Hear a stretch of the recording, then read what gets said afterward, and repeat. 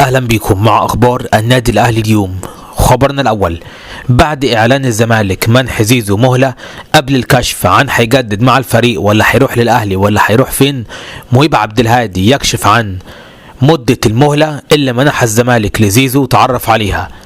كتب مهيب عبد الهادي على حسابه الرسمي: عرض الزمالك الأخير للتجديد لزيزو، التوقيع لمدة 3 مواسم يتم تفعيلهم بداية من الموسم القادم براتب سنوي 80 مليون جنيه، والرد في مهلة لمدة أسبوع. وبالتالي من المفروض كده انه بعد اسبوع يكشف الزمالك عن وجهة زيزو القادمة. خبرنا الثاني: 40,000 متفرج لموقعة الأهلي والهلال السوداني.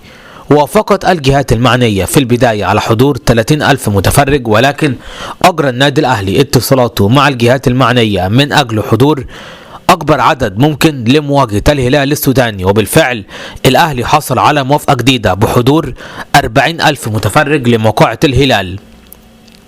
خبرنا الثالث: الأهلي عن موقفه من انضمام إمام عاشور للمنتخب بدلا من إبراهيم عادل. حتى الآن لم يتم استدعاء إمام.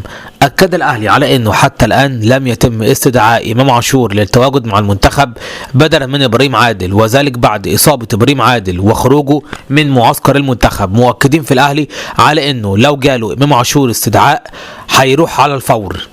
خبرنا الرابع: الرابطة توافق على حضور جلسة استماع عكس اتحاد الكورة في شكوى الأهلي في الأولمبية. أبدت الرابطة موافقتها على حضور جلسة استماع في اللجنة الأولمبية، وذلك بعد طلب النادي الأهلي أن يكون هناك جلسة استماع للأهلي والرابطة واتحاد الكورة. الرابطة بالفعل وافقت على الذهاب وحضور التحقيق معها، أما اتحاد الكورة رافض جلسة الاستماع. خبرنا الخامس: النادي الأهلي ردا على استعارة إبراهيم عادل في المونديال، كلام كذب في كذب. فاكرين حضراتكم في عز الأخبار اللي كانت بتتقال إن إبراهيم عادل والشيبي معاه كمان هيروحوا الأهلي إعارة في المونديال؟ قلت لكم إيه؟ قلت لكم إن علاقة الأهلي مع بيراميدز أسوأ من السوء. فعلا النادي الأهلي يؤكد على كلامنا، وإن كل ما يقال بشأن استعارة إبراهيم عادل في كأس العالم للأندية كلام كذب في كذب.